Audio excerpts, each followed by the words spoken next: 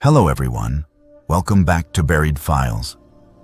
Tonight we bring you 7 deeply disturbing true Halloween horror stories that will make you question what truly happens when the veil between worlds grows thin on the darkest night of the year. These are not fabricated tales or urban legends, but verified accounts from individuals who experience genuine terror on Halloween nights they will never forget. Each story has been thoroughly documented and corroborated through witness statements, police records, and first-hand testimonies.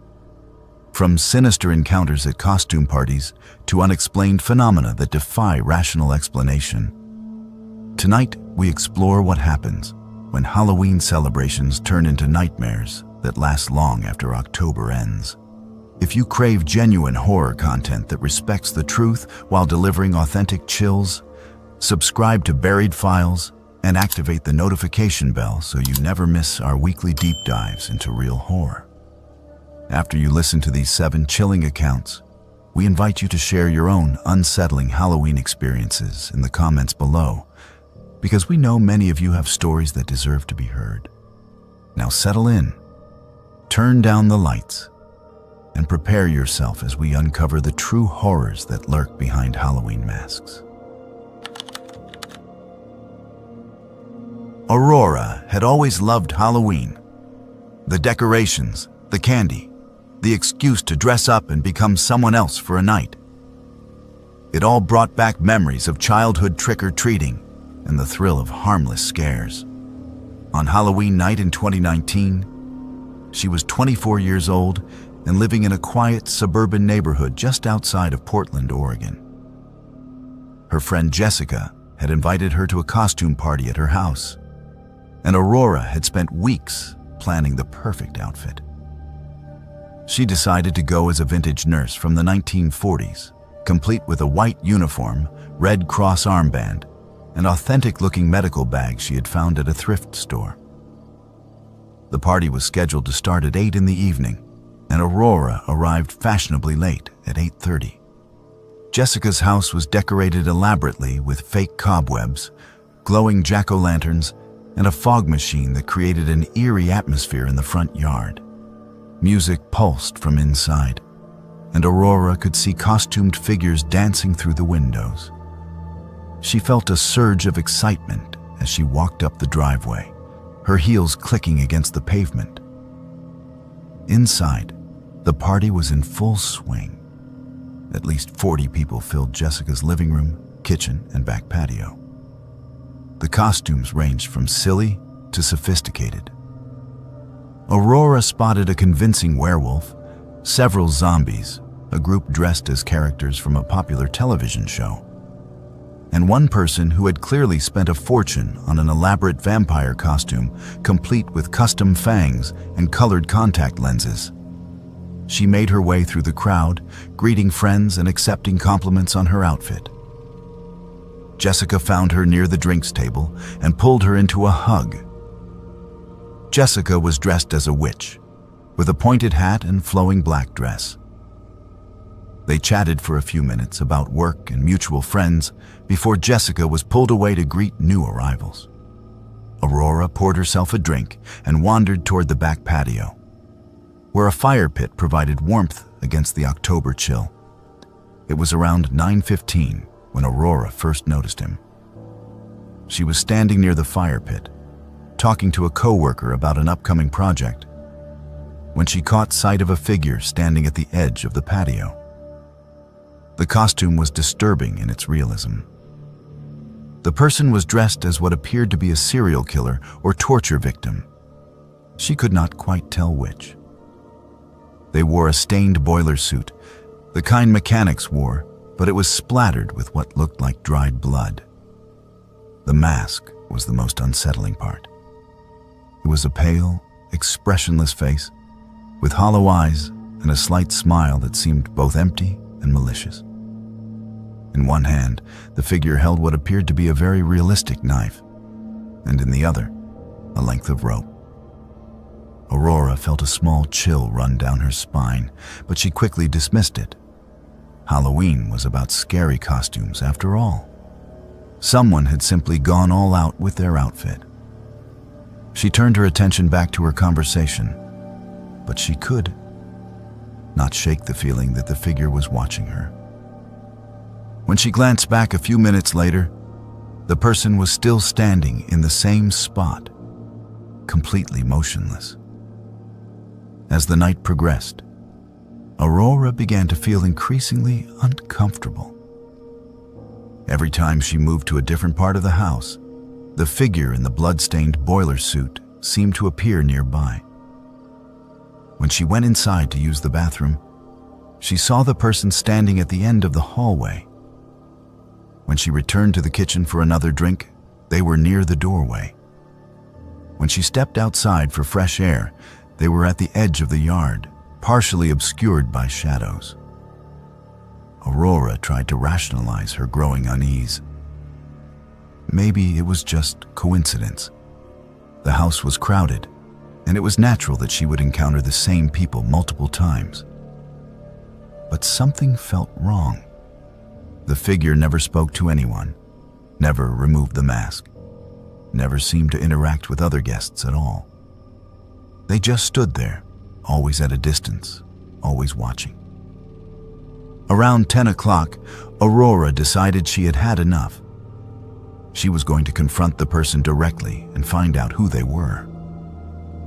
Maybe it was someone's idea of a joke, or maybe they were just socially awkward and did not know how to join the party.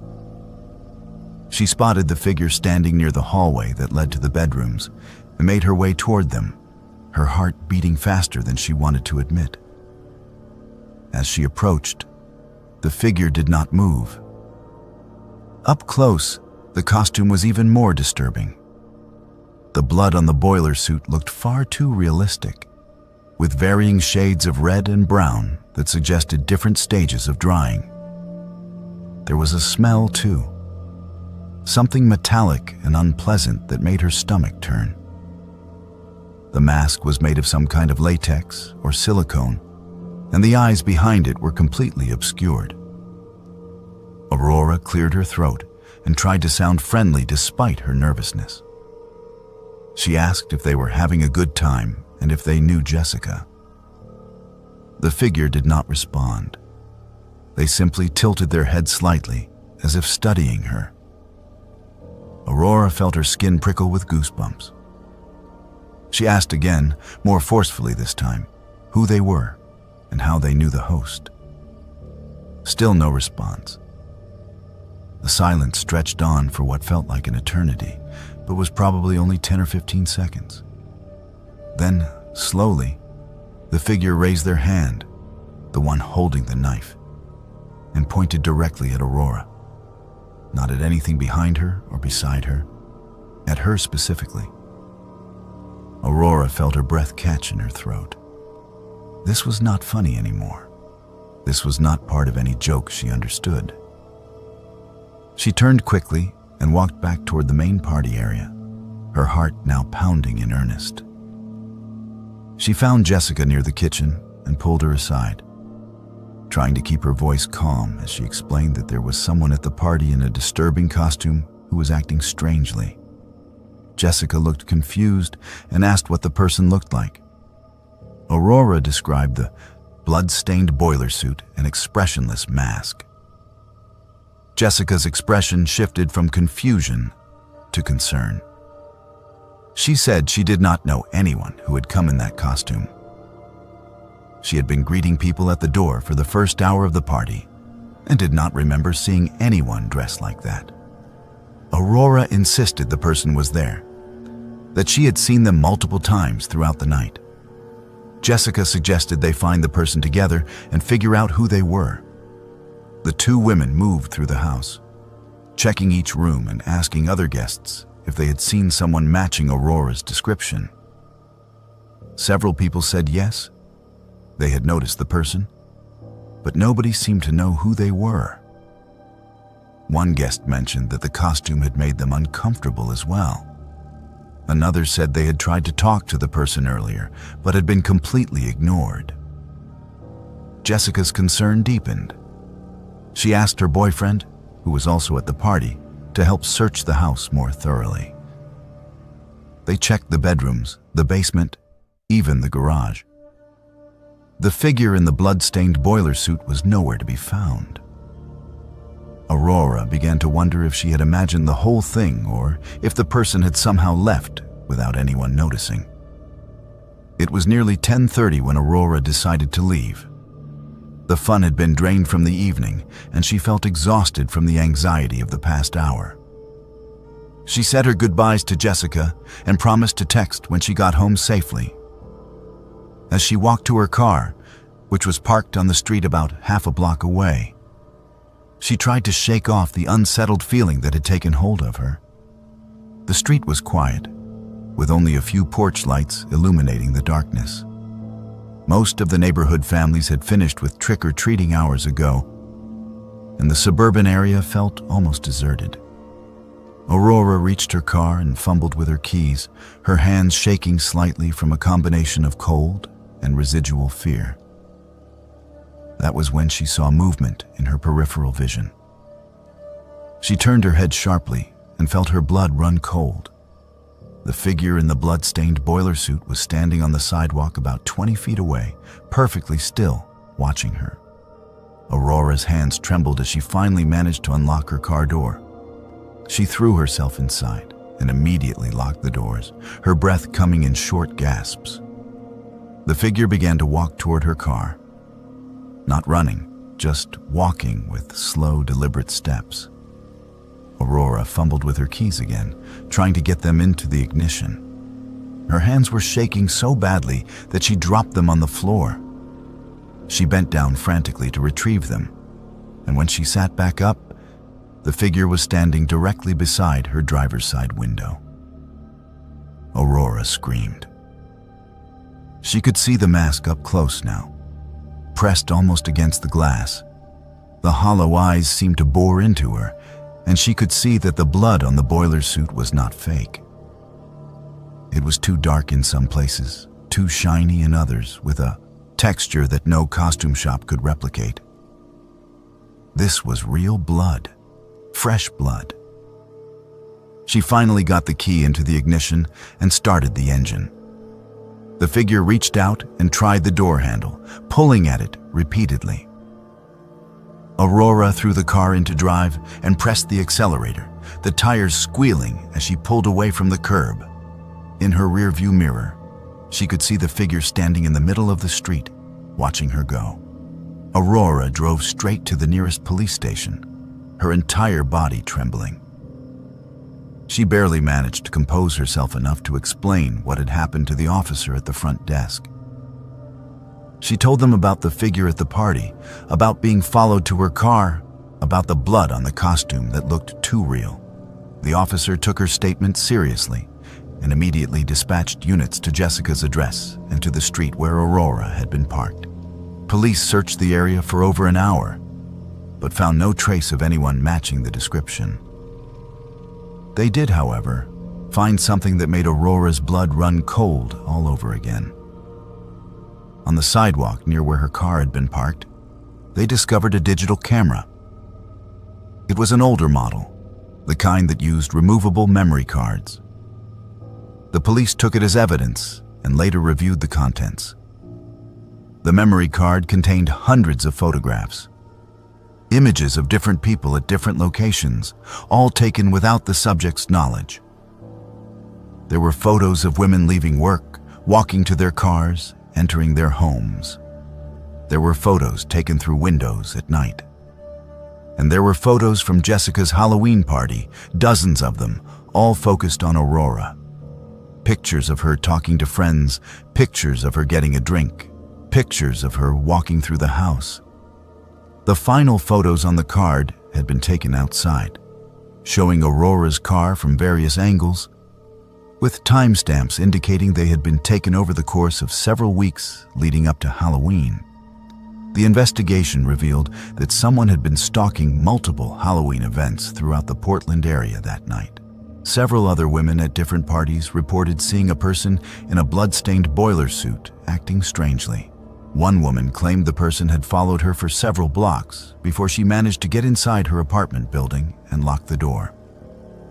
Another reported finding muddy footprints on her back porch the morning after Halloween, along with evidence that someone had tried to open her sliding glass door. Despite the evidence and multiple witness reports, the person was never identified. The costume likely came from a regular store, and the mask was a common style available at dozens of retailers. There were no fingerprints on the camera, and no DNA evidence could be recovered from the items found at the scene. The investigation eventually went cold, filed away as an unsolved case of stalking and harassment. Aurora never attended another Halloween party.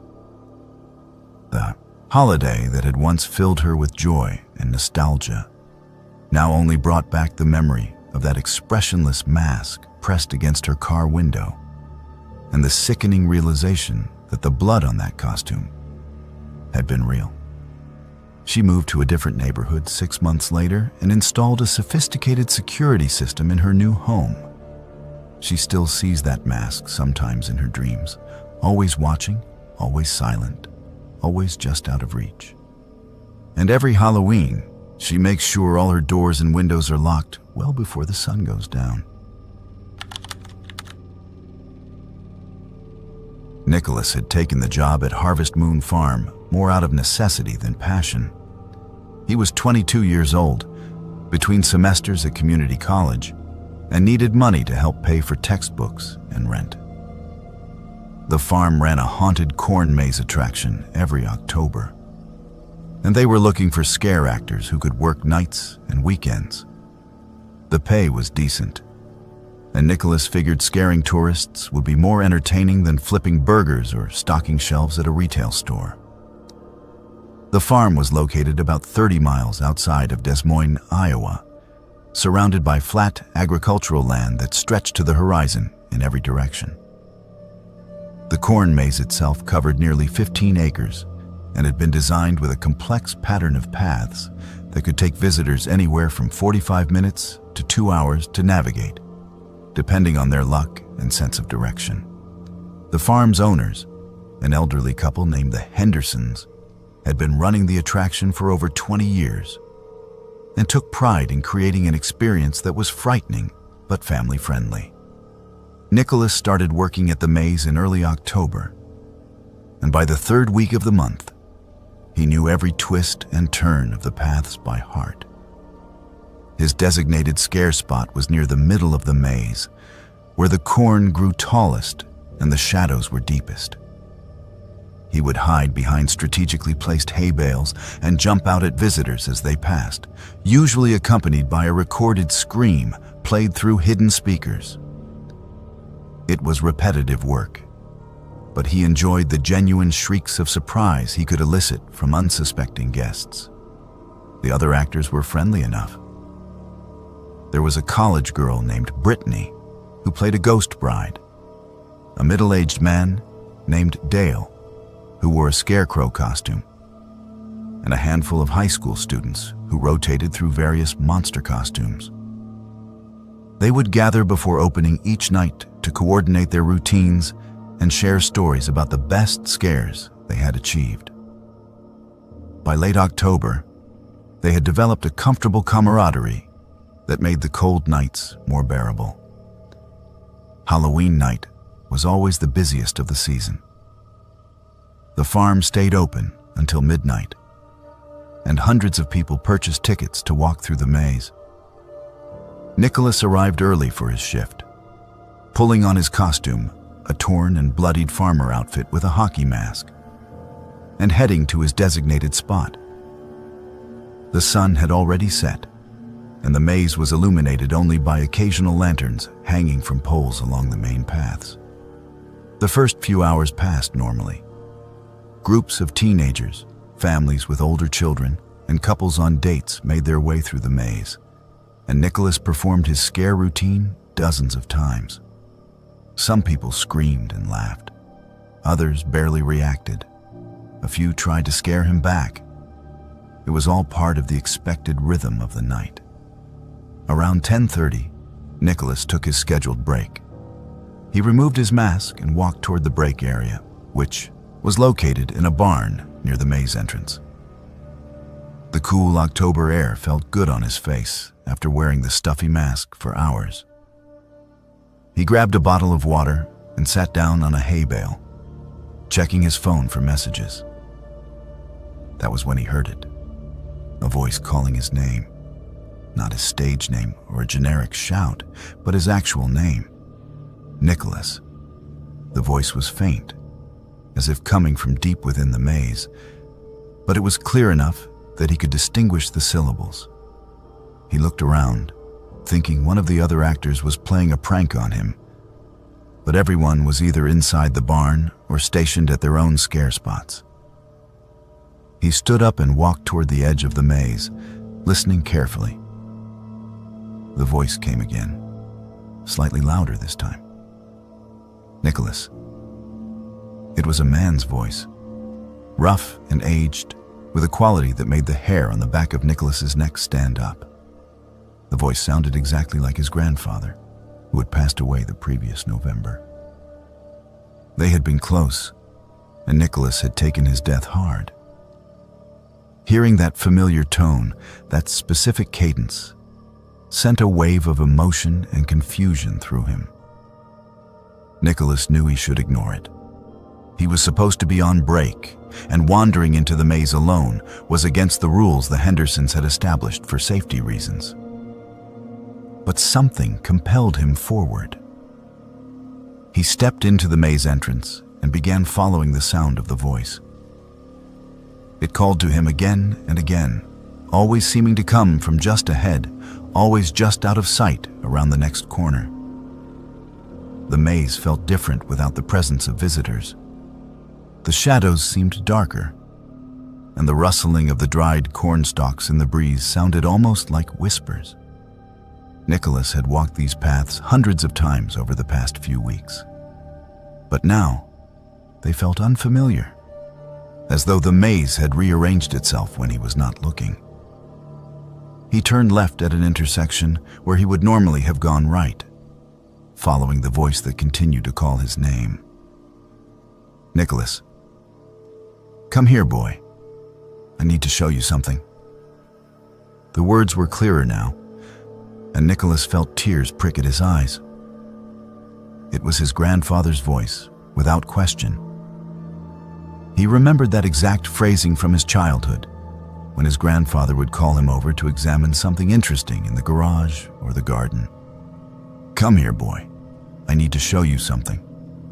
He walked faster, his break time forgotten, his responsibilities as an actor forgotten.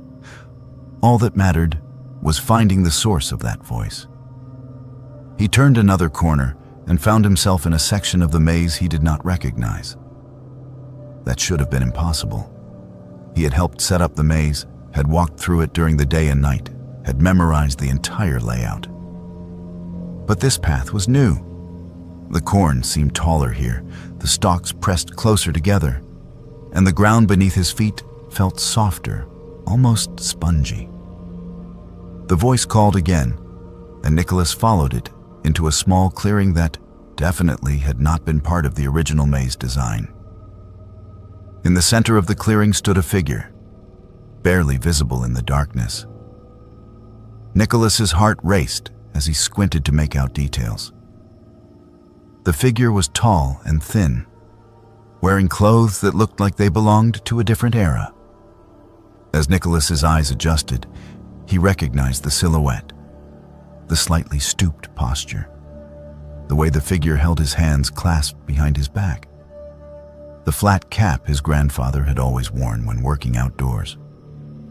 Nicholas tried to speak, but his voice caught in his throat. The figure turned toward him, and in the faint moonlight that filtered through the corn stalks, Nicholas could see his grandfather's face. It looked exactly as he remembered, down to the deep wrinkles around the eyes and the silver stubble on the chin. But something was wrong. The eyes were empty, dark pools that reflected no light, and the smile on the face was too wide, stretching beyond what should have been anatomically possible. The figure raised one hand and pointed toward the ground at the edge of the clearing. Nicholas followed the gesture and saw a disturbed patch of earth, as though something had recently been buried or unearthed there. The figure gestured more insistently, and Nicholas understood. He was supposed to dig there.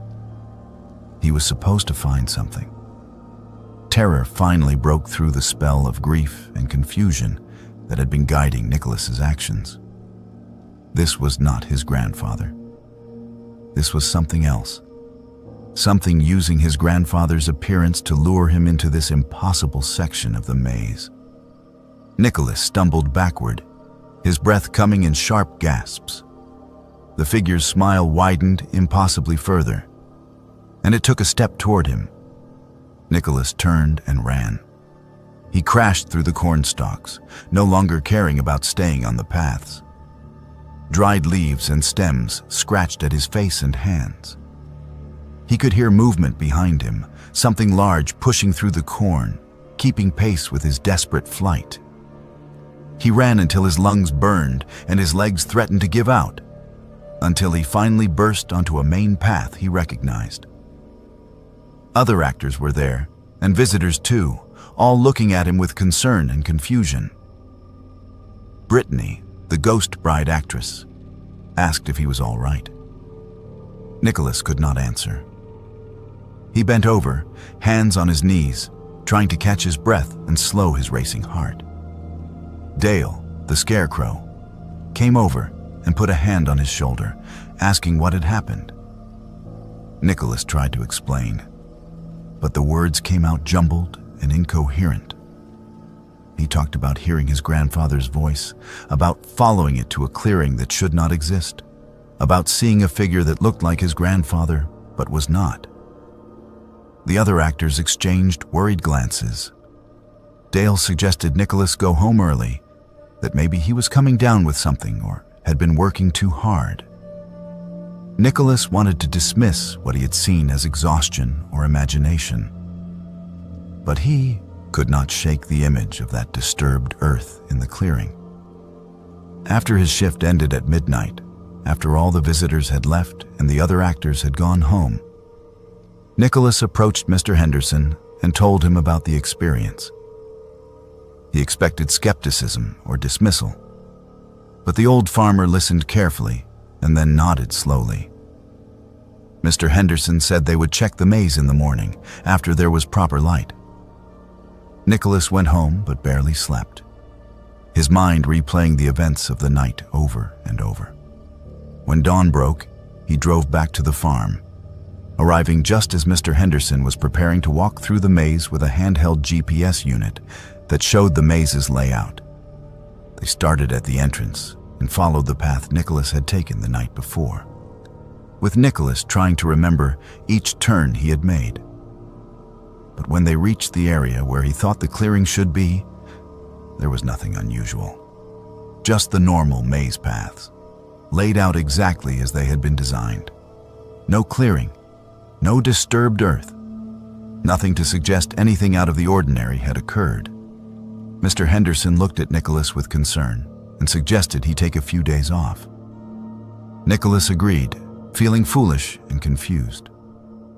But as they were walking back toward the barn, Nicholas noticed something on the ground near the edge of the path. A flat cap, old and weathered, exactly like the one his grandfather used to wear. He picked it up with trembling hands and showed it to Mr. Henderson. The farmer examined the cap and frowned. He said it looked like it had been there for a while, buried in the dirt and only recently exposed. Nicholas's grandfather had never been to this farm, had never even visited Iowa as far as Nicholas knew. There was no logical reason for his cap to be there. Nicholas insisted they dig at that spot, and Mr. Henderson reluctantly agreed. They returned with shovels, began to excavate carefully. About 2 feet down, they found a metal lockbox, old and rusted, but still intact. Mr. Henderson used bolt cutters to break the corroded lock, and they opened the box to find its contents remarkably well preserved inside a waterproof lining. The box contained photographs, letters, and documents. As Nicholas looked through them, his hands began to shake. The photographs showed his grandfather as a young man, standing in front of this very farm with people Nicholas did not recognize. The letters were addressed to his grandfather from someone named Henderson, discussing business matters and family affairs.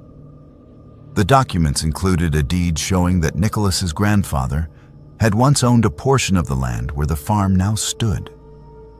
Nicholas had never known about any of this. His grandfather had never mentioned owning property in Iowa or having any connection to this area. He called his mother that afternoon and asked if she knew anything about it. After a long pause, she admitted that his grandfather had sold some land in Iowa decades ago, before Nicholas was born. It had been part of an inheritance from his own father, but he had sold it during hard financial times. She said he had always regretted the sale and had intended to tell Nicholas about the family history when he was older. But the time had never seemed right. Nicholas realized that his grandfather, in whatever form had appeared to him that night, had been trying to ensure these family heirlooms were found before the land was developed further or lost forever. The box contained photographs of relatives Nicholas had never seen, letters that revealed aspects of his family history he had never known, and documents that proved his family's connection to this land. He quit his job at the farm the next day. He could not bring himself to work in the maze anymore, not after what he had experienced. The Hendersons understood and did not press him for details. Nicholas took the lockbox and its contents home and spent weeks going through everything, learning about his grandfather's past and his family's history. He is 23 now, and he still cannot explain what happened that Halloween night in the corn maze. He does not know if it was truly his grandfather's spirit, some kind of psychic impression left on the land, or something else entirely. But he knows he heard that voice, saw that figure, and was led to that exact spot where the lockbox had been buried for decades. Sometimes, on quiet nights, he thinks he can still hear his grandfather's voice calling to him. "Come here, boy. I need to show you something." But now, instead of fear, Nicholas feels only gratitude. Whatever had been in that maze, whatever had worn his grandfather's face, had wanted him to find those family treasures. And for that, he will always be thankful, even if he never fully understands what truly happened in that impossible clearing deep in the corn. Ellie had married her husband Marcus in June of 2015, and by October, they had just settled into their first house together. It was a modest 2-story home in a quiet neighborhood in Springfield, Massachusetts. The kind of place where children rode bicycles on the sidewalks and neighbors waved to each other while mowing their lawns. The house needed some work, but it had good bones and was located on a street known for enthusiastic Halloween celebrations. Ellie loved Halloween almost as much as she loved Christmas. She had spent the weeks leading up to the holiday decorating their front porch with carved pumpkins, fake spider webs, and strings of orange lights. She and Marcus had purchased enough candy to fill 3 large bowls, determined to make a good impression on their new neighbors and the local children. This would be their first Halloween as homeowners, their first chance to be the house that kids remembered and talked about. October 31st fell on a Saturday that year, which meant trick-or-treating would be especially busy. Ellie took the day off from her job as an elementary school teacher to prepare.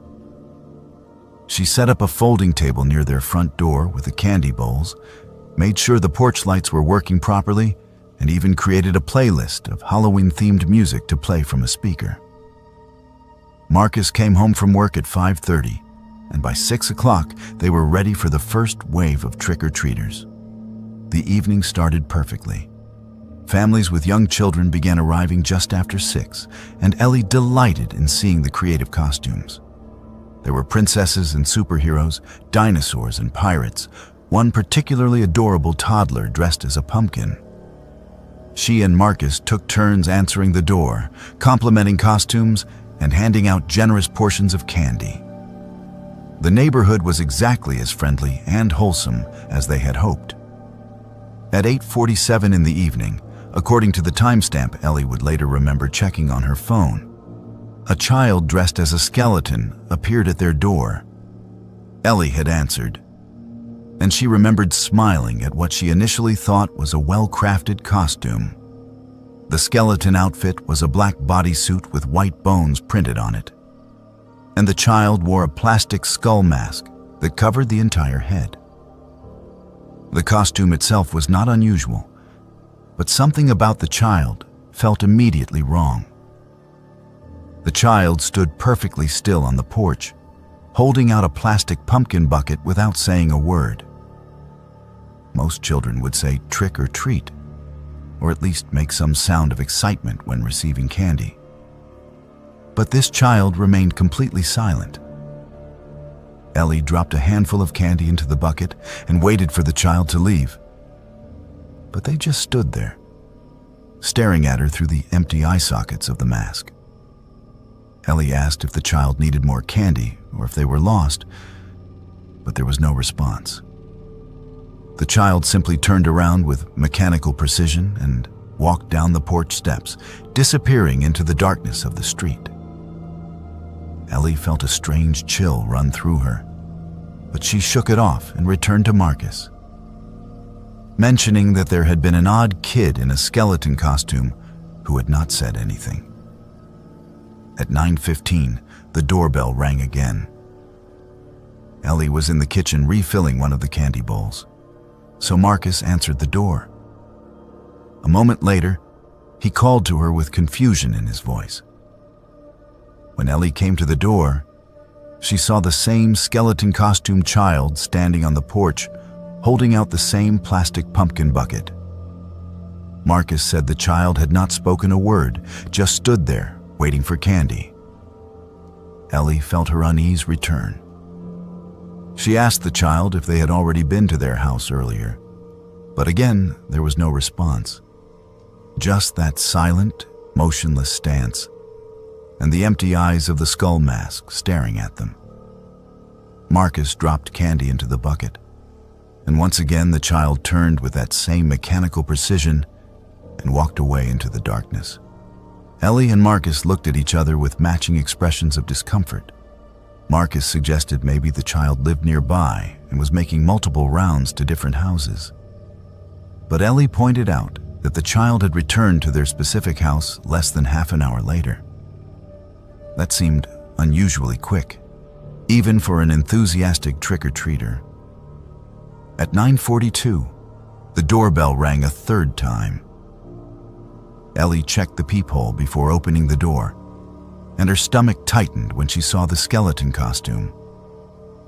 She opened the door slowly, and there stood the child, in exactly the same position, holding out the same pumpkin bucket. The costume looked identical. No dirt, no tears, no signs of having walked around the neighborhood for hours. Even the plastic bucket appeared pristine, as though the candy they had given twice before had vanished.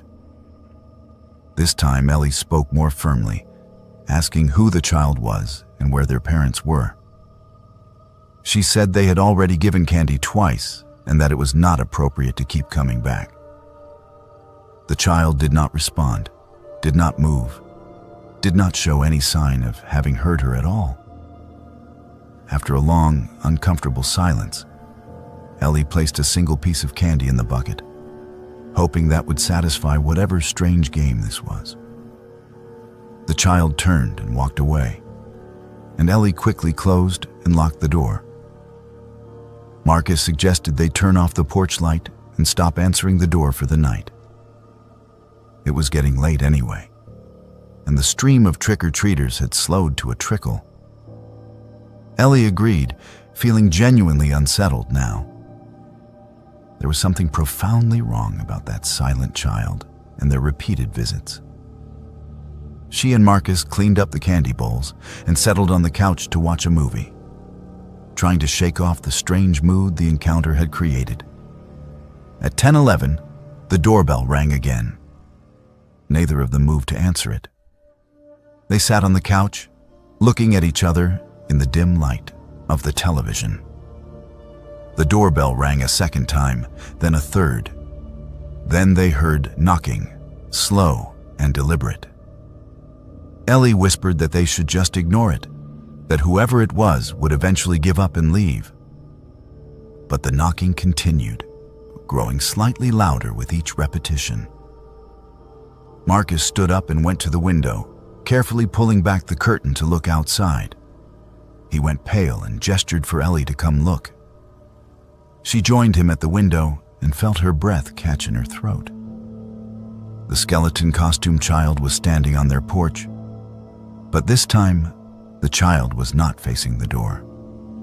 The child was facing directly toward the window, toward them, as though knowing exactly where they were standing. And the child was completely motionless, arms hanging at their sides, skull mask pointed directly at them. Ellie grabbed her phone and suggested calling the police, but Marcus said he would go outside and confront whoever was doing this. It had to be some teenager playing an elaborate prank, he insisted. No actual child would behave this way. Ellie begged him not to go outside, but Marcus was determined. He unlocked the front door and stepped onto the porch. The child was gone. Marcus looked around, checking the porch, the front yard, the street. There was no sign of anyone. The neighborhood was quiet and dark, with most houses having turned off their porch lights for the night. Marcus came back inside, looking confused and slightly embarrassed. Maybe they had both been imagining things, he suggested. Maybe the stress of the new house and work was making them see patterns where there were none. At 11:32, Ellie woke up from a light doze on the couch. She had fallen asleep during the movie, and Marcus was snoring softly beside her. She was about to wake him and suggest they go upstairs to bed when she heard a sound that made her blood run cold. A tapping noise coming from the direction of their bedroom on the second floor. Ellie sat up slowly, her heart beginning to race. The tapping came again, a deliberate rhythm against glass. Someone was tapping on their bedroom window, their second-floor bedroom window. She shook Marcus awake and whispered what she was hearing. They both sat frozen on the couch, listening as the tapping continued. Marcus grabbed a flashlight from the kitchen drawer and they crept upstairs together, clinging to each other. The tapping grew louder as they approached their bedroom. Marcus slowly pushed open the door and turned on the overhead light. The room was empty, but the tapping continued. It was coming from the window that overlooked their backyard. Marcus crossed to the window and pulled back the curtain in one quick motion. Ellie screamed. The skeleton costume child was there, somehow suspended at their second-floor window, pressed against the glass. The skull mask was tilted at an angle, the empty eye sockets seeming to stare directly into their bedroom. One small hand was raised, tapping against the window with a slow, methodical rhythm. Marcus shouted and stumbled backward. Ellie was already on her phone, dialing 911 with shaking fingers. She told the dispatcher there was someone at their window, someone who could not possibly be there without a ladder. The dispatcher said police were on their way and instructed them to stay inside and away from the windows. It took the police 7 minutes to arrive, though it felt like an eternity.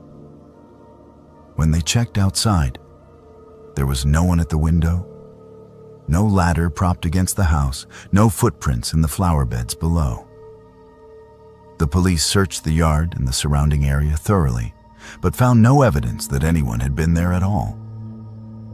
One of the officers suggested they check their neighbor's security cameras, and over the next few days, Ellie and Marcus did exactly that. What they discovered only deepened the mystery. Multiple neighbors had doorbell cameras and security systems. and the footage showed the skeleton costume child appearing at various houses throughout the neighborhood that night. But the timestamps made no logical sense. The child appeared at houses on opposite ends of the street, at times only minutes apart, distances that would be impossible to cover on foot in such short intervals. More disturbing, one neighbor who lived 3 houses down recognized the costume. Mrs. Patterson was 87 years old and had lived on the street her entire life. She looked at the security footage and went pale. She told Ellie that the costume was identical, down to the exact style and design, to one worn by a child named Timothy who had gone missing on Halloween night in 1982. Timothy had been trick-or-treating on this very street when he vanished. His body was never found, and the case remained unsolved. Ellie researched the story and found old newspaper articles confirming Mrs. Patterson's account. The photographs of Timothy in his skeleton costume from before he disappeared showed the exact same outfit the child had worn to their door. Same black bodysuit, same bone pattern, same plastic skull mask. Ellie still sees the skeleton child sometimes, even years later. Just in her peripheral vision, a small figure in a bone costume standing at the edge of her yard or on the sidewalk outside her window. It never comes close, never tries to enter, just watches from a distance. She and Marcus moved to a different neighborhood in 2018, but the sightings have followed her. Every Halloween, without fail, she catches a glimpse of that silent, watching figure. She has learned to live with it, though she will never understand what it wants or why it chose her.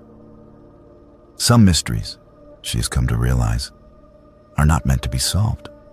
Some visitors from Halloween night never truly leave.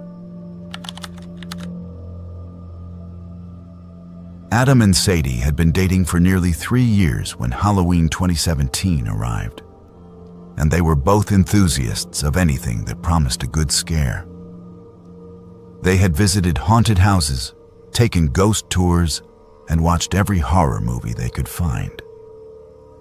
When they discovered that Riverside Psychiatric Hospital was offering guided Halloween night tours before its scheduled demolition, they immediately purchased tickets. The hospital had been abandoned since 1994 and had a reputation for disturbing history that stretched back to the 1920s. The facility was located about 40 miles outside of Nashville, Tennessee, sitting on a sprawling property that had once housed hundreds of patients. The main building was a massive 4-story structure made of red brick, with barred windows and a clock tower that had stopped working decades ago. Smaller buildings surrounded the main structure, connected by covered walkways that had fallen into severe disrepair. The entire property was fenced off and covered with "No trespassing" signs. But the current owners had decided to offer tours as a way to generate interest in the property's dark history before it was razed. Adam and Sadie arrived at the hospital gates at 7:30 in the evening on October 31st. About 20 other people had purchased tickets for their tour time slot, and they all gathered in what used to be the main lobby while their guide introduced himself. His name was Marcus, a local historian who had researched the hospital extensively. He explained that Riverside had been notorious for its use of experimental treatments, including lobotomies, electroshock therapy, and extended isolation. Multiple patients had died under suspicious circumstances, and there had been several documented cases of abuse by staff members. The tour began in the administrative wing, where offices still contained rusted filing cabinets and scattered patient records. Marcus explained that much of the hospital's documentation had been removed when it closed, but enough remained to give visitors a sense of the bureaucratic machinery that had run the facility. From there, they moved to the patient wards, long hallways lined with small rooms that had once held beds. The paint was peeling from the walls in great sheets, and water damage had caused sections of the ceiling to collapse. Sadie stayed close to Adam as they walked through the decaying building. Despite her love of horror attractions, There was something genuinely unsettling about being inside an actual location where real suffering had occurred. This was not a fabricated haunted house with paid actors. This was a place where people had been confined against their will, subjected to treatments that would be considered torture by modern standards. The tour continued to the hydrotherapy room, where patients had been subjected to hours in ice baths as a form of calming treatment. Then they visited the electroshock therapy area, where the equipment still remained, covered in rust and dust. Marcus shared stories of specific patients, reading from his notes about men and women who had entered the hospital for minor issues and never left. Around 8:45, the group reached the west wing of the second floor. Marcus explained that this section had been sealed off in 1987 after a fire had damaged part of the structure, making it unsafe. The hospital had continued operating for another 7 years, but this entire wing had remained closed and unused. They were standing at the entrance to the sealed wing, looking down a dark hallway blocked by chains and warning signs, when Adam heard it. Chanting, low and rhythmic, coming from somewhere down that forbidden hallway. He turned to Sadie and asked if she heard it too. She nodded, her eyes wide. Several other members of the tour group had also noticed the sound. Marcus frowned and said that should not be possible. The wing was structurally unsound and had been locked for decades. No one should be in there. The chanting continued, and now Adam could make out multiple voices, though he could not understand the words. It sounded like some kind of ritual or ceremony. Marcus pulled out his radio and called to the security guard who was stationed at the main entrance. He explained what they were hearing and asked if anyone had authorization to be in the West Wing. The security guard said absolutely not, and that he would call the police immediately. Marcus instructed the tour group to stay together and began leading them back toward the main entrance. But Sadie grabbed Adam's arm and pointed down a side hallway. There was light coming from under one of the doors, a flickering orange glow like candlelight. Against his better judgment, Adam moved toward the door with Sadie following.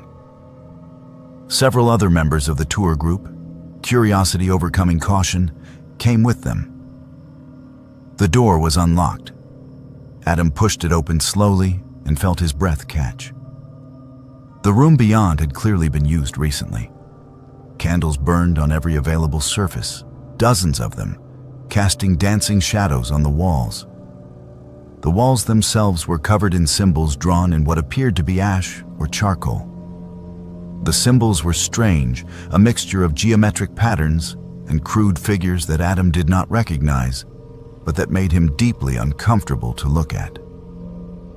In the center of the room was a circle, drawn on the floor with more of the ash-like substance. Inside the circle were offerings of various kinds. Fresh flowers that looked like they had been purchased that day. Candles burning with different colored flames. A bowl filled with what might have been herbs or incense. And most disturbing, photographs. Dozens of photographs arranged in a spiral pattern, all showing people's faces. Adam stepped closer to examine them and felt Sadie grip his arm tightly. Her photograph was there. A picture of Sadie that looked like it had been taken from a distance, showing her leaving her apartment building. Adam's hands started to shake as he looked at the other photographs. He recognized several other members of their tour group. There were also photographs of people he did not recognize, but all of them appeared to be recent, taken within the past few months based on the clothing and settings. Marcus had followed them into the room and now stood frozen in the doorway. He pulled out his phone and started taking pictures of everything, his face pale in the candlelight. Sadie was crying softly, asking why her picture was there, asking what this meant. Adam did not have answers, but every instinct he had was screaming at him to get out of this building immediately. The chanting had stopped. The sudden silence was somehow more frightening than the sound had been. Marcus said they needed to evacuate right now, that they should all move quickly and quietly back to the main entrance. The tour group did not need to be told twice. They left the room and hurried down the hallway, their footsteps echoing in the empty building. As they moved through the patient ward, Adam heard doors opening behind them. Not one or two, but many doors, the sound of rusted hinges creaking one after another. He did not look back. He kept his hand firmly clasped around Sadie's and focused on following Marcus toward the exit. The tour guide was practically running now, all pretense of a calm professional demeanor abandoned. They burst out of the main entrance into the parking lot just as police cars were pulling up, their lights flashing red and blue in the darkness. The security guard was there, looking confused and frightened. Marcus immediately began explaining what they had found, showing the photographs on his phone to the officers who approached. The police took statements from everyone in the tour group and then entered the building to investigate.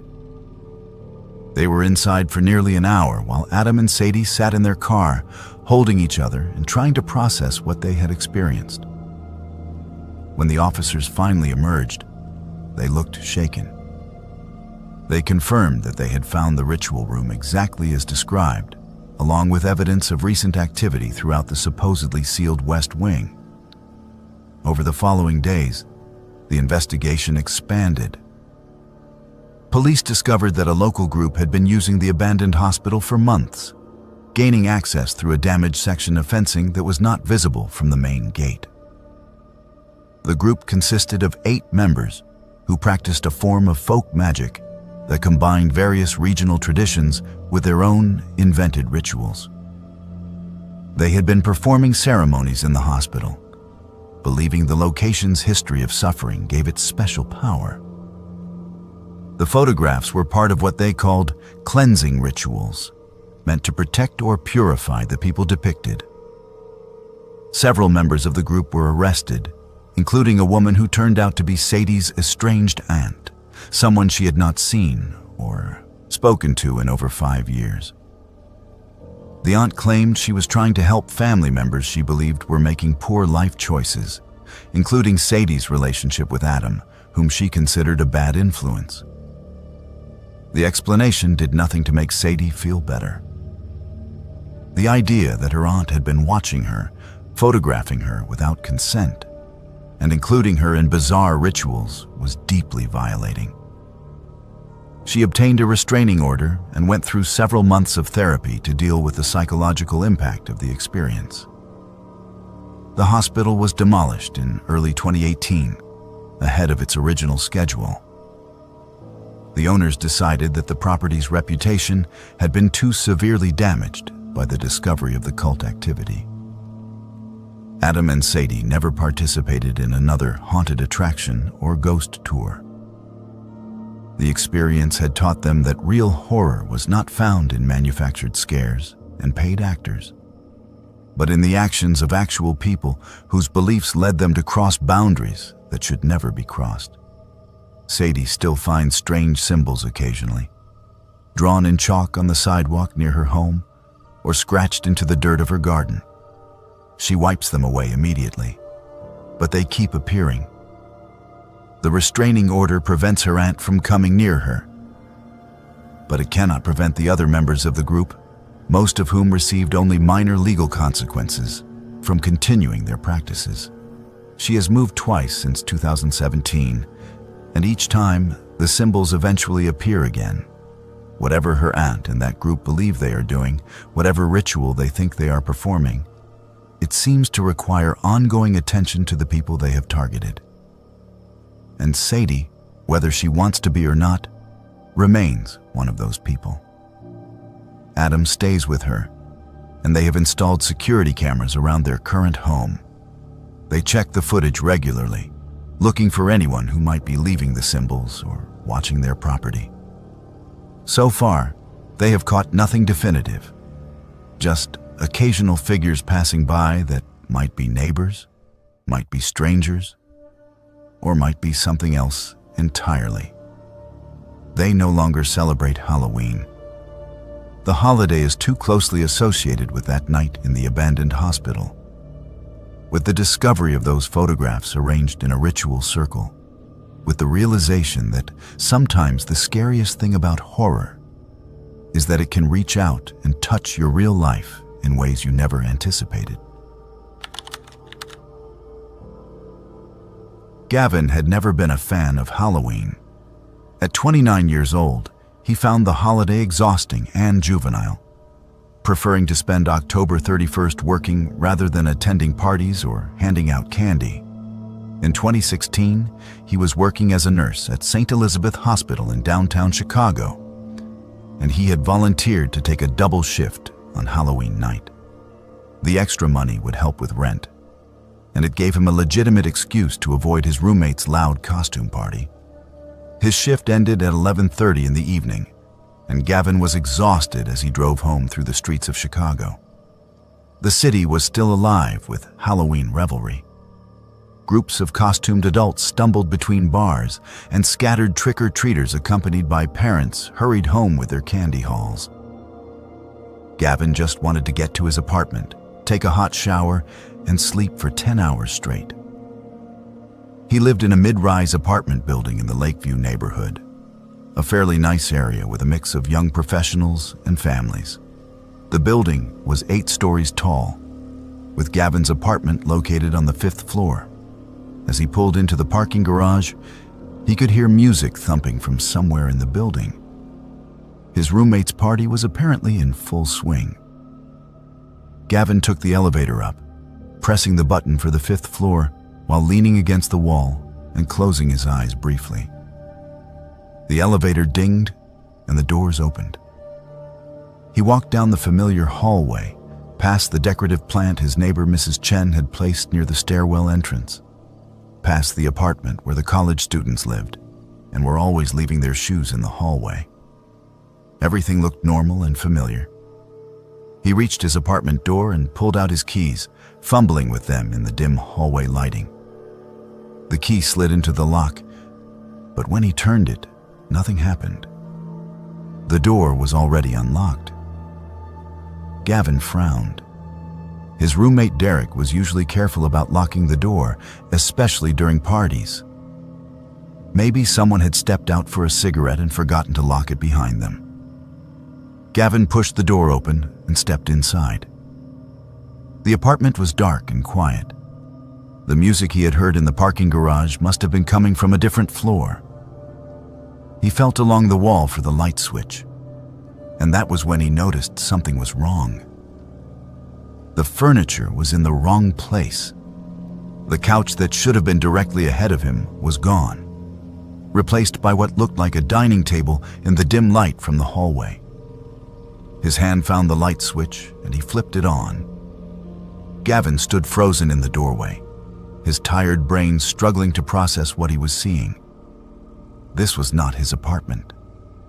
The layout was identical. Same entrance hallway, same open-plan living area, same kitchen to the left. But everything else was different. Different furniture, different decorations on the walls, different color scheme. The apartment was decorated in earth tones and had a more feminine aesthetic than the cluttered bachelor pad he shared with Derek. Gavin took a step backward, realizing he must have gotten off the elevator on the wrong floor. But that made no sense. He had pressed the button for 5. He had walked past the familiar landmarks in the hallway. This had to be the 5th floor, unless he had somehow pressed 4 by mistake and not noticed. Before he could back out of the apartment and check the floor number, he heard voices. They were coming from the bedroom, which was located at the far end of the apartment. A man and a woman, and they were arguing. The woman's voice was high and frightened, pleading. The man's voice was angry, aggressive, escalating with each exchange. Gavin's nursing instincts kicked in. Someone might be hurt, someone might need help. But his common sense was screaming at him to leave immediately, to get out of this apartment that was not his, and call security. He stood paralyzed in the entrance, caught between the urge to help and the knowledge that he was trespassing. The argument in the bedroom grew louder. The woman was crying now, begging. Gavin heard something crash, the sound of breaking glass. The man was shouting obscenities. Gavin pulled his phone from his pocket with shaking hands and dialed 911. He whispered to the dispatcher that he had accidentally entered the wrong apartment, and there was a violent domestic dispute happening. He gave the building address, but realized with horror that he did not actually know what floor he was on. The dispatcher asked him to repeat the information, and Gavin was whispering the address again when he heard the sound that would haunt him for years. A single gunshot, impossibly loud in the enclosed space of the apartment. Then a heavy thump, like something falling. Then silence. Gavin's blood turned to ice. The phone was still against his ear, the dispatcher asking if he was still there, asking what was happening. But he could not make his mouth form words. He stared down the hallway toward the bedroom, where he could now see a strip of light under the door. A shadow moved across that strip of light, and Gavin realized the man was coming out of the bedroom. Pure survival instinct took over. Gavin looked around frantically for a place to hide. The apartment's coat closet was right beside him, its door slightly ajar. He slipped inside and pulled the door shut as quietly as possible, his heart hammering so hard he was certain it could be heard throughout the entire apartment. The dispatcher's voice was still coming from his phone, asking questions, and he pressed the phone against his chest to muffle the sound. Through the crack in the closet door, Gavin could see the man emerge from the hallway. He was tall, maybe 6 feet, with a heavy build and wearing jeans and a white undershirt. His hands were shaking, and he was holding a pistol at his side. The man's face was contorted with a mix of rage and panic. He moved through the living area, and Gavin held his breath, pressed against the coats and jackets hanging in the closet. The man went to the front door, which Gavin had left wide open in his panic. He peered out into the hallway, looking left and right.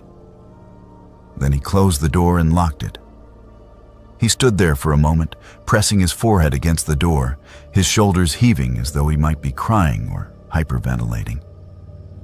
Then he turned around and walked back toward the bedroom. Gavin waited in the closet, counting the seconds, his lungs burning from holding his breath. He could hear the dispatcher's tiny voice still coming from his phone, and he slowly brought it back to his ear. He whispered that there had been a gunshot, that someone was hurt or dead, that the shooter was still in the apartment and he was hiding in a closet. The dispatcher told him to stay on the line, that police were already on their way, that he should stay hidden and stay quiet.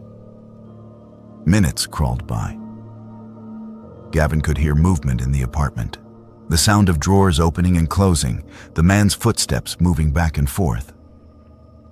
At one point, the man walked past the closet, so close that Gavin could have reached out and touched him through the door. He squeezed his eyes shut and prayed the man would not check the closet. After what felt like hours but was probably closer to 8 or 9 minutes, Gavin heard the most beautiful sound he had ever experienced. Sirens, multiple sirens, growing louder as they approached the building. He heard them cut off suddenly, indicating the emergency vehicles had arrived. The man in the apartment cursed, and there was more crashing sounds, things being thrown.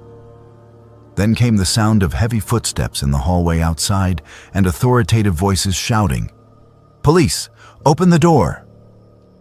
The man in the apartment was yelling back, his words incoherent. Gavin pressed himself further back in the closet, terrified that the situation was about to become even more dangerous. There was a loud crash as the door was forced open. Then the sound of multiple officers rushing in, shouting commands. "Drop the weapon! Get on the ground! Hands where I can see them!" Gavin heard the man shouting something back, then more scuffling sounds. After several tense seconds, he heard an officer call out that the suspect was in custody. Only then did Gavin push open the closet door. He stumbled out with his hands raised, identifying himself to the officers who immediately pointed weapons at him, until they verified he was the person who had called 911.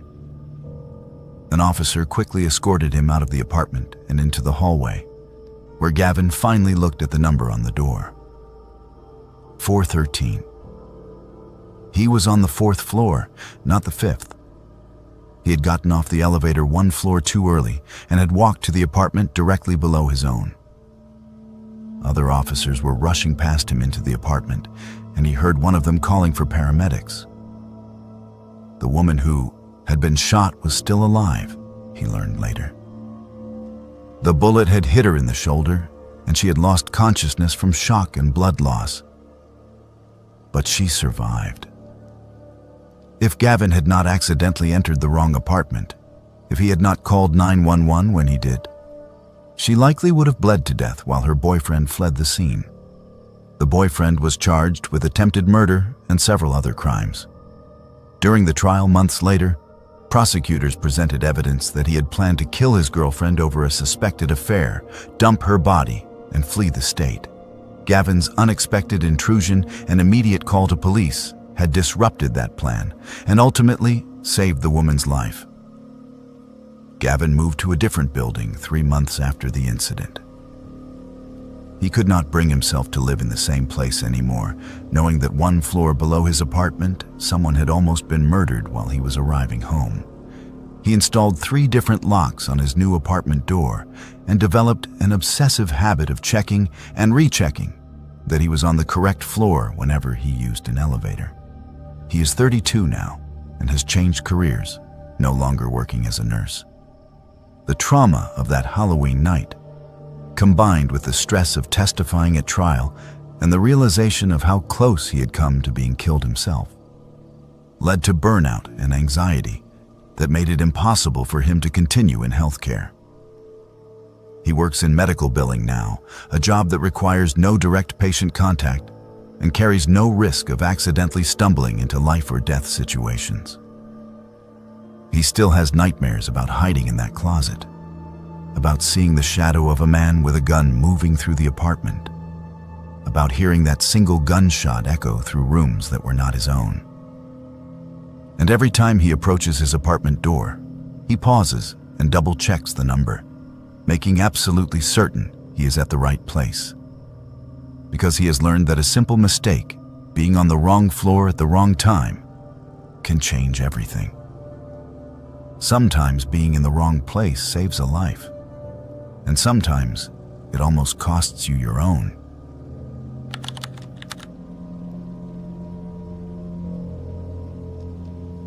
Lucy and Connor had always been close, despite the typical sibling rivalry that colored their childhood. By Halloween 2014, Lucy was 17 and Connor was 15, and they had developed the kind of bond that comes from shared loss. Their older brother Daniel had died 5 years earlier in a car accident when he was only 19. The tragedy had changed their family irrevocably, leaving a void that never quite healed. Their parents rarely talked about Daniel anymore. The grief was too raw, too immediate, even after 5 years. His bedroom remained exactly as he had left it, a shrine that nobody entered except their mother, who would sometimes sit on his bed and cry when she thought nobody was watching. Lucy and Connor had learned to carry their grief silently, supporting each other through the waves of sadness that would hit at unexpected moments. On Halloween night in 2014, their parents had been invited to a costume party at a friend's house. They asked if Lucy and Connor wanted to come along, but both teenagers declined. They were too old for trick-or-treating and not interested in adult parties. They would stay home, watch scary movies, and hand out candy to the neighborhood kids. Their parents left around 7:30, promising to be home by midnight. By 9 o'clock, the stream of trick-or-treaters had slowed to nothing. Lucy and Connor sat in the living room, scrolling through their phones and half watching a horror movie marathon on television. Connor suggested they do something more interesting, something that would make the night memorable. He had been reading about seances online and thought it might be fun to try conducting one. Lucy was skeptical but intrigued. She had always been interested in the paranormal, watching ghost hunting shows and reading about supposedly haunted locations. She knew seances were supposed to be dangerous if not done correctly. But she also thought most of the warnings were probably just theatrical nonsense, meant to add drama. Connor showed her a website with detailed instructions on how to conduct a basic seance, including the materials needed and the proper way to close the session. They gathered supplies from around the house, candles from the kitchen drawer, a small mirror from the bathroom, and personal items that had belonged to Daniel. His old baseball cap, a photograph from his high school graduation, and a watch their father had given him. They carried everything down to the basement, which was partially finished with a carpeted area that served as a rec room and a storage area filled with boxes and old furniture. Lucy arranged the candles in a circle on the basement floor, while Connor set up the mirror in the center. They placed Daniel's belongings around the mirror and sat down facing each other with the candles between them. The instructions said they should turn off all electric lights and use only candlelight. So Connor flipped the switch at the bottom of the stairs, plunging the basement into darkness except for the flickering flames. Following the website's directions, they held hands and Lucy spoke the opening words, inviting any spirits present to communicate with them. She felt silly at first, like a child playing make-believe. But she continued with the ritual. They asked if anyone was there, if anyone could hear them. For several minutes, nothing happened. The basement was silent, except for the sound of their breathing and the occasional creak of the house settling. Connor suggested they try addressing Daniel specifically. Lucy hesitated, suddenly feeling like they were crossing a line they should not cross. But Connor insisted, pointing out that they were just trying to say hello to their brother, to let him know they still thought about him.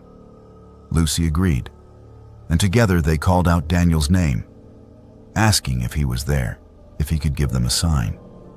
The candles went out, all of them simultaneously, as though someone had blown on them with tremendous force. Lucy and Connor sat in complete darkness, still holding hands, their grips tightening in sudden fear. Lucy tried to speak, to make a joke about a draft, but her voice came out as barely a whisper. She asked Connor if he had matches to relight the candles.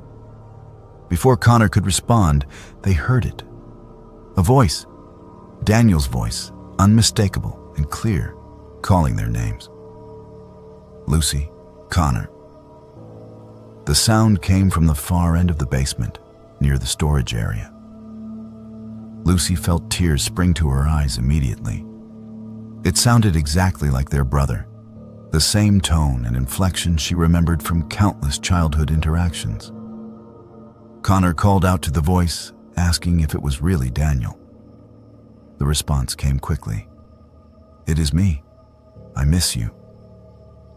Lucy felt her heart breaking and mending simultaneously. She wanted desperately to believe that they had somehow made contact with their deceased brother, that he was reaching out to them from wherever he had gone. But then the temperature in the basement dropped noticeably.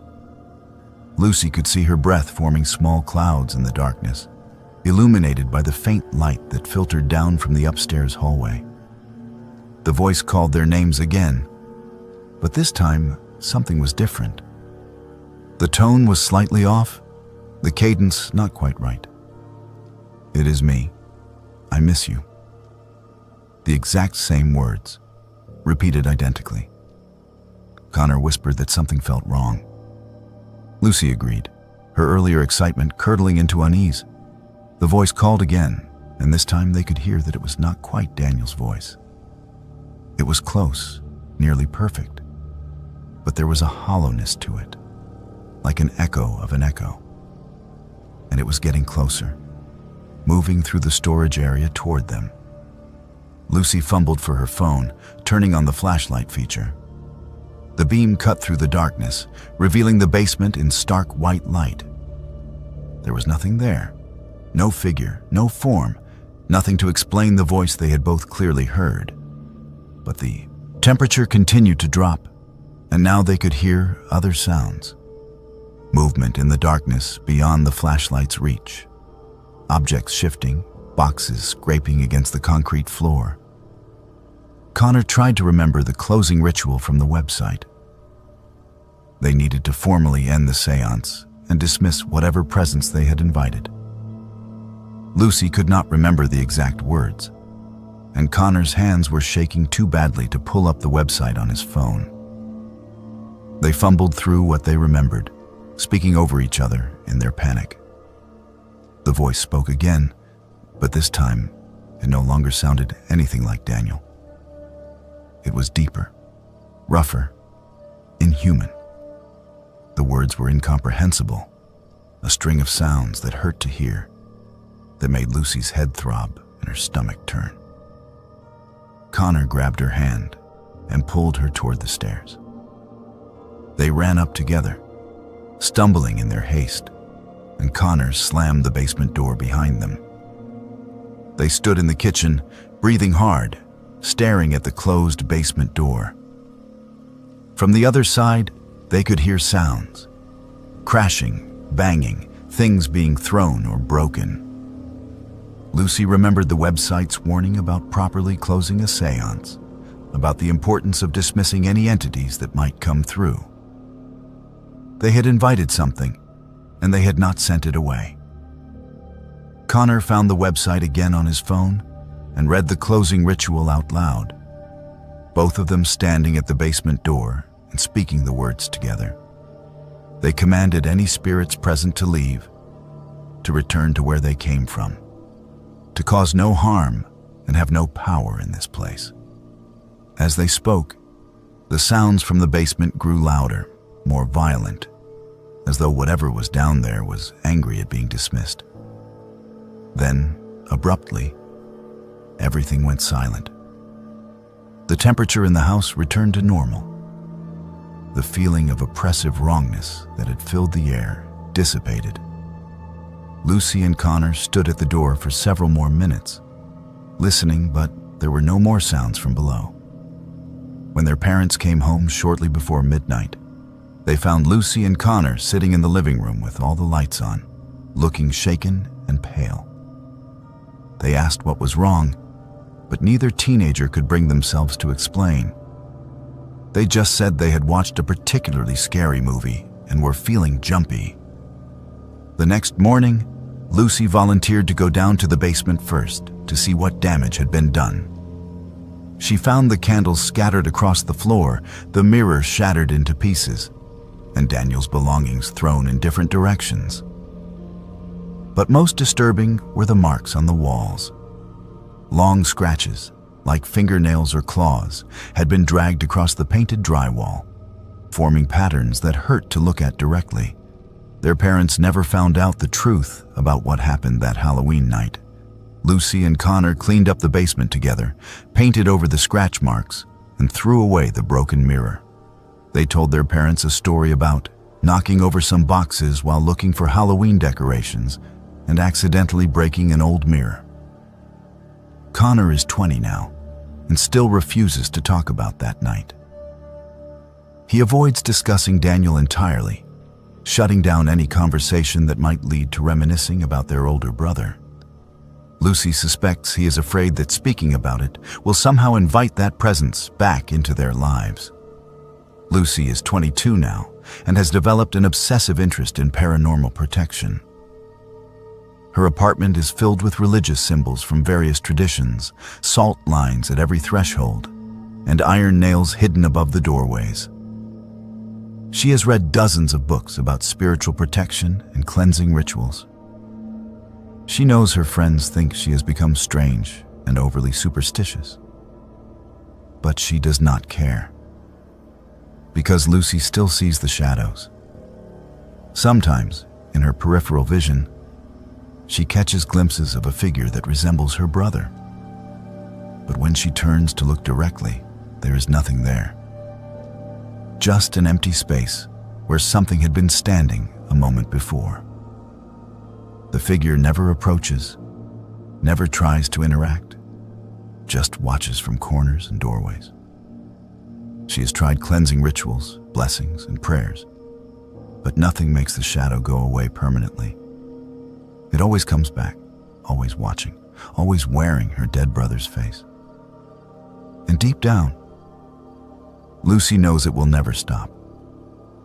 She and Connor opened a door that Halloween night, and even though they closed it, something had already come through.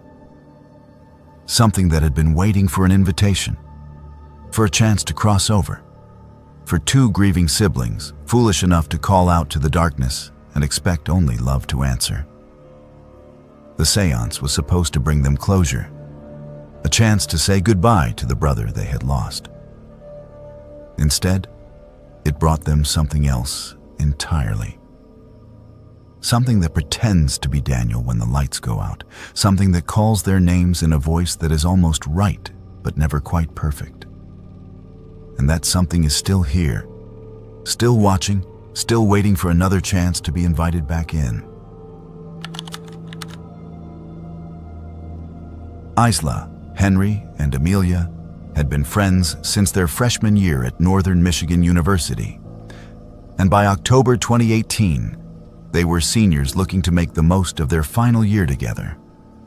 All three were 21 years old and had developed a tradition of seeking out the most extreme Halloween attractions they could find each year. They had visited haunted houses, terror trails, and zombie experiences across the state, always looking for the next thrill that would push their limits. When they heard about Blackwood Farm's haunted hayride, advertised as Michigan's most intense Halloween experience, they knew they had to go. The farm was located about 90 miles from campus, deep in rural woodland outside of Traverse City. The attraction's website warned that it was not for the faint of heart, that actors were allowed to touch guests, and that participants would need to sign liability waivers. The promise of genuine fear was exactly what Isla and her friends were seeking. They drove to the farm on Halloween night, arriving just after dark. The property was impressive in its commitment to atmosphere. A dirt road led through dense forest to a large clearing where the main farmhouse stood, illuminated by orange and purple lights. Dozens of carved pumpkins lined the pathways, and fog machines created an eerie mist that hung low over the ground. Music with discordant sounds and screams played from hidden speakers, and costumed actors roamed the grounds, staying in character as they interacted with arriving guests. The three friends purchased their tickets at a booth decorated to look like a decrepit ticket office from a horror movie. The attendant, wearing gruesome makeup that made him look like a corpse, handed them clipboards with waivers to sign. Isla skimmed the document quickly. It was standard liability language about assuming risk of injury, acknowledging that actors might touch them or use props in close proximity, and agreeing not to touch or strike any actors even if frightened. She signed without hesitation, as did Henry and Amelia. They were assigned to the 9:30 hayride and joined a group of about 15 other people waiting near the boarding area. The wagon itself was an old-fashioned flatbed trailer piled with hay bales arranged as seats, pulled by a restored antique tractor. The driver wore a burlap mask and did not speak as guests climbed aboard. Isla sat between Henry and Amelia on a hay bale near the middle of the wagon, feeling her anticipation build as the tractor's engine roared to life. The hayride began by taking them deeper into the woods surrounding the farm. The trail was narrow, with trees pressing close on both sides. Every few minutes, the wagon would stop and costumed actors would emerge from the darkness, screaming and lunging at the guests. There were zombies crawling out of shallow graves, chainsaw-wielding maniacs who revved their modified chainsaws with the chains removed, and creatures wearing elaborate masks and costumes. About 20 minutes into the ride, they entered a clearing that had been set up as a torture chamber scene. There were props scattered around, a mock guillotine, wooden racks meant to look like medieval torture devices, and hanging cages that swayed in the breeze. Several actors dressed as executioners and torturers were staged throughout the area, performing their roles with commitment to the gruesome theme. As the wagon slowed to a stop, one of the actors approached Isla's side of the hayride. He was wearing a blood-stained leather apron and a hood that obscured his face. He pointed directly at Isla and gestured for her to come with him. This was apparently part of the show, pulling guests off the wagon to participate in staged scenes. Isla hesitated for only a moment before standing up, determined to play along and get the full experience. The actor took her hand and helped her down from the wagon, leading her toward one of the torture prop areas. Henry and Amelia called out encouragement, laughing at the spectacle. The other guests on the wagon watched with interest, some recording with their phones. Isla let herself be positioned near one of the wooden racks, expecting the actor to perform some rehearsed routine while the wagon watched. But as the actor's grip tightened on her wrist, Isla felt the first real spike of alarm. He was holding her too hard, his fingers digging into her skin in a way that hurt. She tried to pull back slightly, but his grip only strengthened. He leaned close to her ear and whispered something that made her blood run cold. The words were not part of any scripted performance. They were genuine threats, crude and disturbing, spoken in a tone that carried real menace. Isla tried to laugh it off, thinking perhaps he was just really committed to his role. But when she looked into his eyes through the holes in his hood, she saw something that did not belong in any haunted attraction. There was genuine malice there, a predatory hunger that had nothing to do with entertainment. She pulled harder against his grip and called out to her friends, trying to keep her voice light, but letting some of her genuine fear show through. Henry noticed first that something was wrong. He stood up on the wagon, calling out to Isla and asking if she was okay. The actor holding Isla responded by pulling something from his pocket, a zip tie, the kind used for securing cables or restraining hands. He moved to fasten it around Isla's wrist with practiced efficiency. And that was when Isla truly panicked. She screamed, not the performative scream of someone enjoying a haunted attraction, but a genuine cry for help. She tried to wrench her arm away, but the actor was stronger than her and had already gotten one end of the zip tie secured.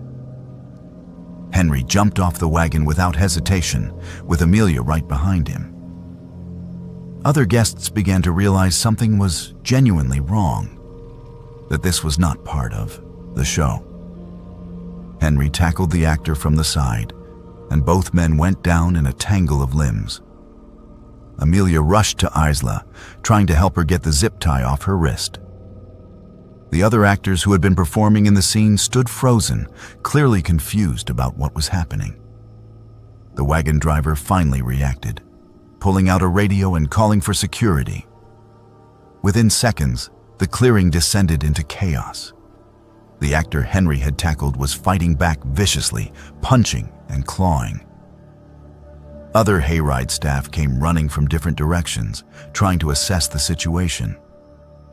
Some of them moved to restrain the actor who had grabbed Isla, while others checked on Henry, who had a bleeding lip and scratches on his face. Isla was shaking violently, her wrist marked with deep red impressions from where the actor had gripped her. Amelia kept her arm around Isla's shoulders, talking to her in soothing tones while simultaneously shouting at the farm staff, demanding to know what kind of operation they were running. Security personnel arrived quickly, 2 large men wearing reflective vests and carrying flashlights and radios. It took several minutes to sort out what had happened. The farm's manager arrived, a woman in her 50s who looked genuinely horrified as she examined the zip tie still partially attached to Isla's wrist. She asked the security team to identify the actor. And that was when the truly disturbing truth emerged. None of the farm's actual employees recognized the man. He was not on their staff roster. He was not wearing one of their official costumes. He was someone who had infiltrated the attraction and was posing as an actor. The police were called immediately.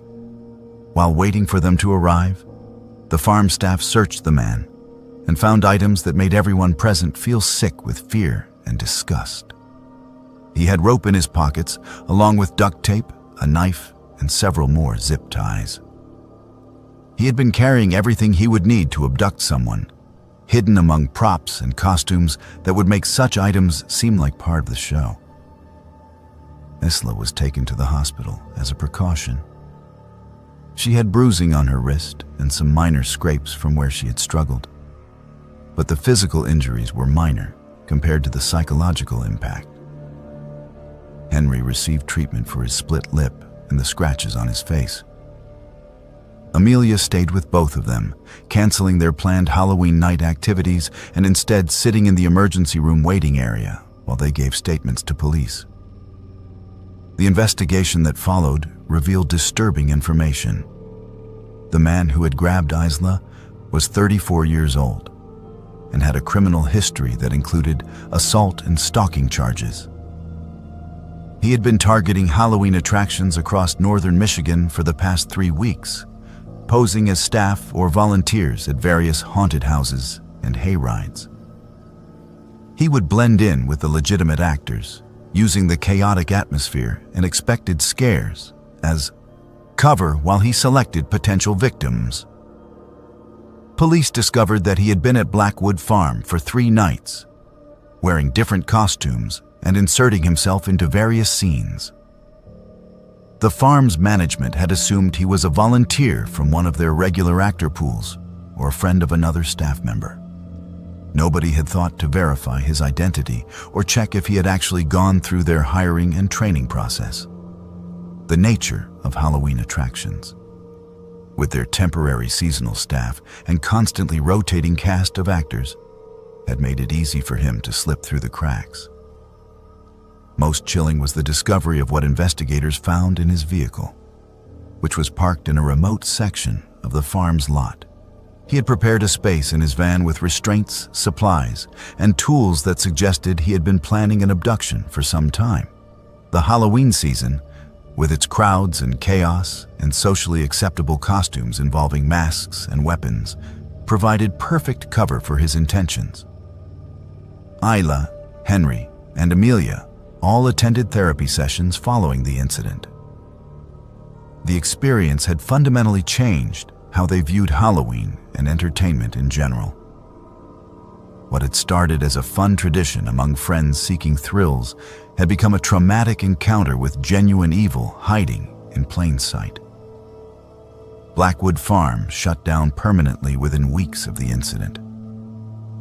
The negative publicity and the lawsuit filed by Isla's family made continuing operations impossible.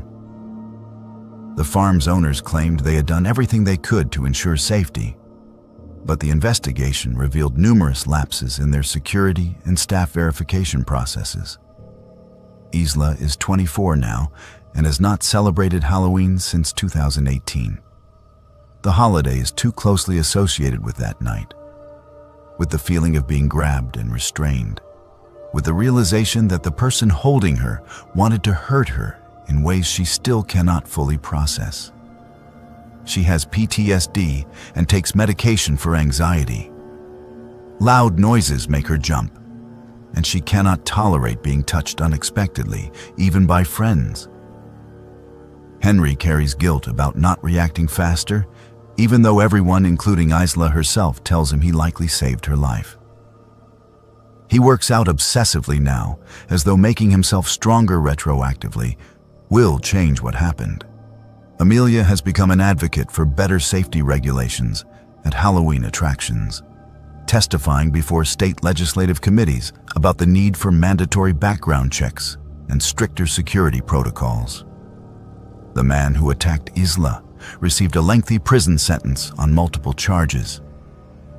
Evidence linked him to attempted abductions at 3 other Halloween events, all of which had been dismissed or unreported because victims thought they were overreacting to what seemed like aggressive but technically acceptable haunted attraction behavior. The trial revealed that he had been planning and perfecting his method for years, learning how to blend into horror attractions and use their inherent chaos as camouflage for his predatory actions. Ela still has nightmares about that clearing in the woods, about the feeling of zip ties around her wrist and hands gripping too tight. She dreams about what would have happened if Henry had not jumped off the wagon, if Amelia had not been there to help, if even one small thing had gone differently. In her worst moments, she thinks about how close she came to disappearing into the darkness beyond the hayride trail, to becoming another missing person statistic associated with Halloween night. She knows now that the scariest monsters are not the ones wearing makeup and costumes, performing for crowds and collecting paychecks. The scariest monsters are the ones who hide among them, who use our expectations of theatrical fear to mask their genuine malice, who wait for the perfect moment when screaming is expected and violence is part of the show. Those monsters are real, and they are patient, and they are always watching for their opportunity. Isla learned that lesson on Halloween 2018, and it is a lesson she will carry with her for the rest of her life.